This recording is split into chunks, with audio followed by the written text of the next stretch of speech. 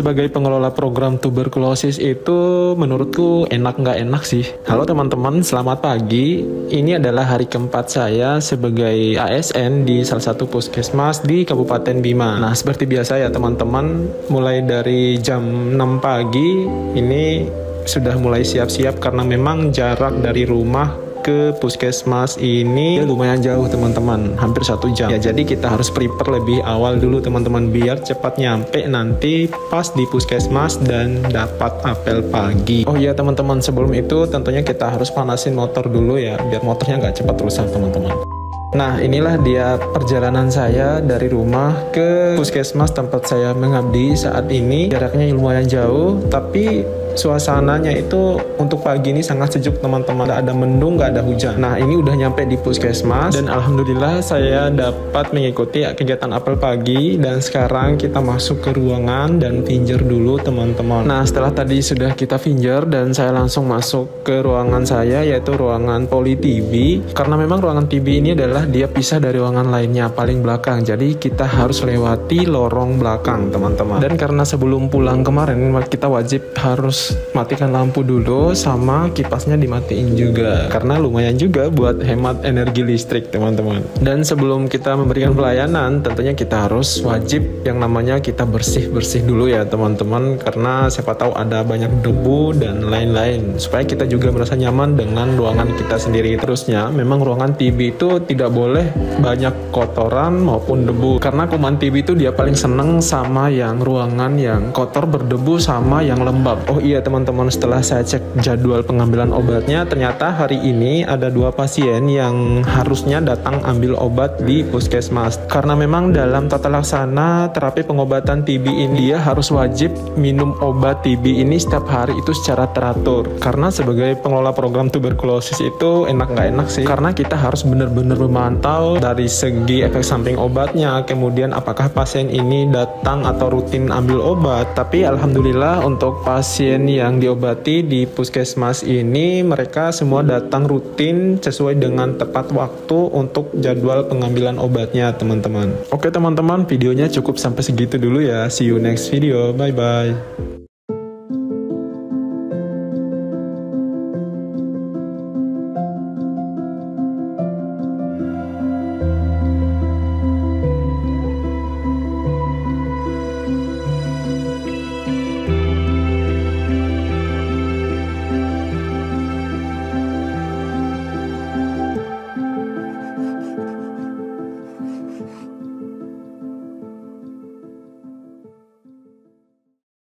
Baik, terima kasih. Perkenalkan, nama saya Abdul Haris. Sehari-hari saya biasa dipanggil Haris. Saya adalah berumur 29 tahun dan saya saat ini bertugas sebagai pengelola program di salah satu puskesmas yang ada di Kabupaten Bima di Nusa Tenggara Barat. Program penanggulangan tuberkulosis.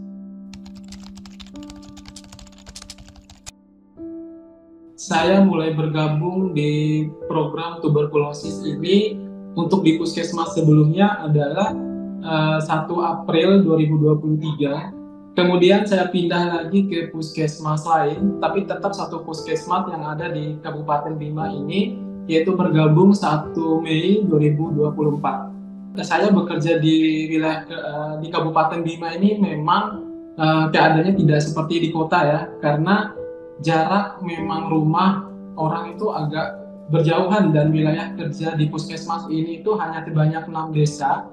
Kemudian biasanya kita kalau saat turun ke lapangan itu memang ada wilayah-wilayah yang agak susah untuk kita gapai, dan tapi tetap kita rutin untuk memberikan posyandu dan melakukan pencarian kasus, kemudian investigasi kontak terhadap pasien yang memang bergejala mengarah ke tuberkulosis. Iya, benar, saya dipercaya untuk fokus ke tuberkulosis saja, tidak berfokus ke yang lain.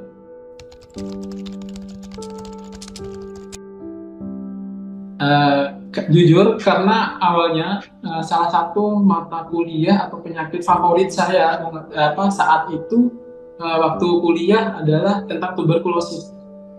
Karena memang tuberkulosis ini untuk diagnosa keperawatan itu kita mikir diagnosa kepala itu gampang dibandingkan dengan yang lain.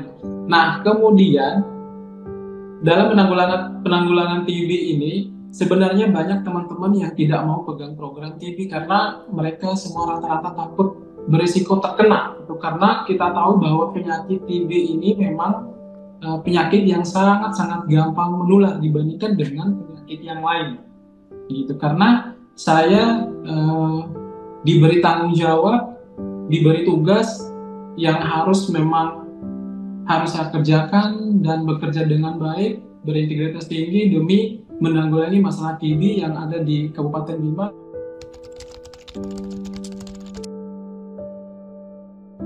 Sebenarnya kalau tahu cara mencegah, memang penyebab penularannya itu apa saja sudah tahu.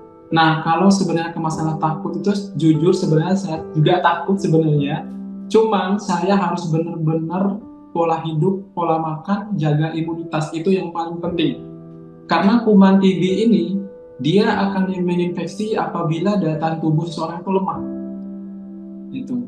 Jadi biasanya ada yang kita kenal juga dengan TB laten ya. TB laten itu memang kuman TB sudah masuk ke dalam tubuh.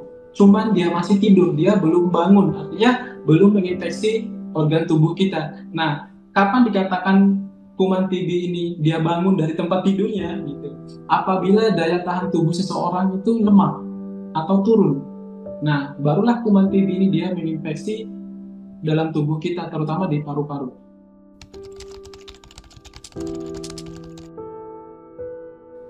Kalau di daerah saya di Provinsi NTB khususnya di Bima, kasus TB itu banyak. Tapi yang paling banyak itu adalah kasus TB paru. Kasus TB paru itu banyak TB yang sensitif obat.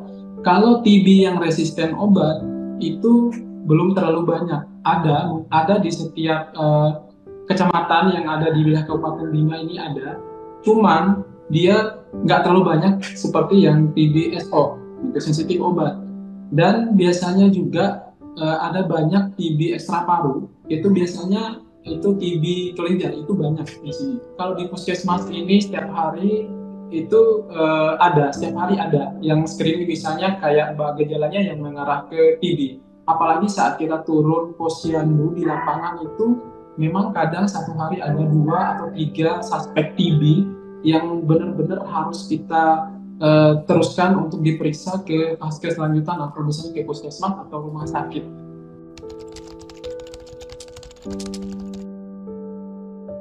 Baik, kalau kendala kasus TB di NTB ini dari segi logistiknya sudah tidak ada. Misalnya dari obat-obatannya sudah terpenuhi semua, baik itu TB sensitif obat, dan juga TB resisten obat, itu semua obatnya memang sudah ada. Kemudian kalau logistik lain misalnya kayak pot sputum itu sudah merata, sudah ada banyak semua.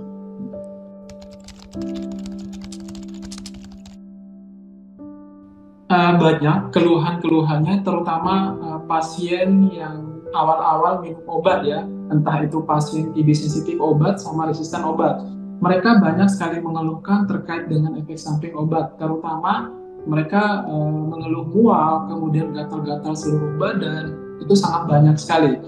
Kadang juga banyak pasien yang mengeluh kenapa menstruasi saya tidak lancar. Ternyata memang itu efek samping dari obat TB. Jadi kalau misalnya saya menemukan kasus yang benar-benar efek sampingnya yang terlalu banyak dan tinggi, itu saya langsung biasanya arahkan ke rumah sakit untuk ke dokter spesialisnya langsung.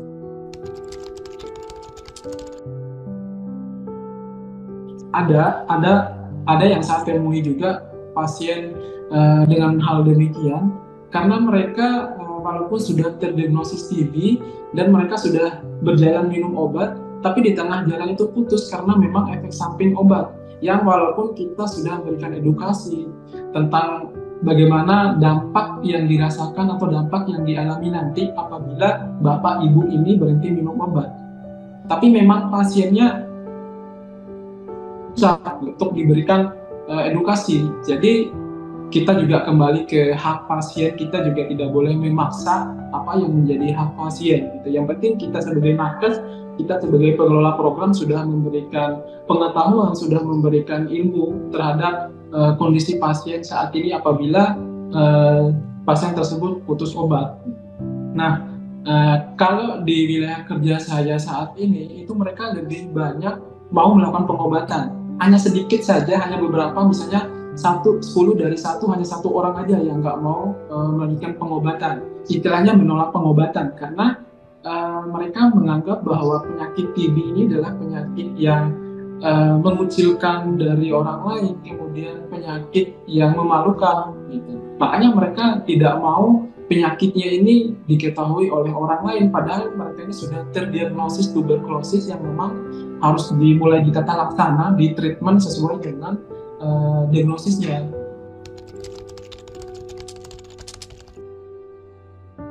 Banyak juga yang menganggap bahwa penyakit TB ini adalah penyakit yang disantet.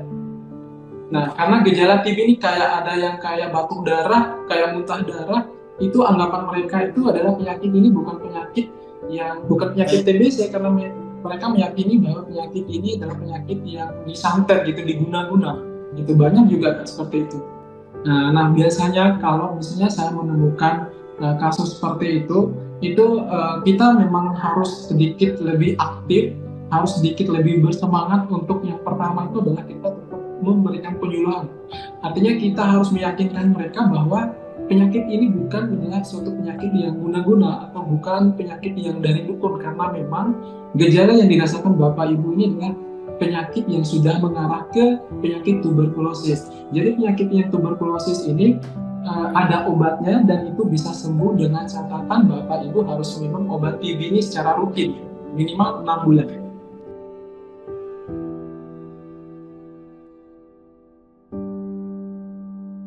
Kalau kita mengerjakannya dengan semangat, dengan penuh tantangan yang sudah terbiasa dengan tantangan yang cukup banyak ya, jadi kita ngejalaninnya biasa-biasa aja gitu. Jadi nggak usah dibawa beban yang berat.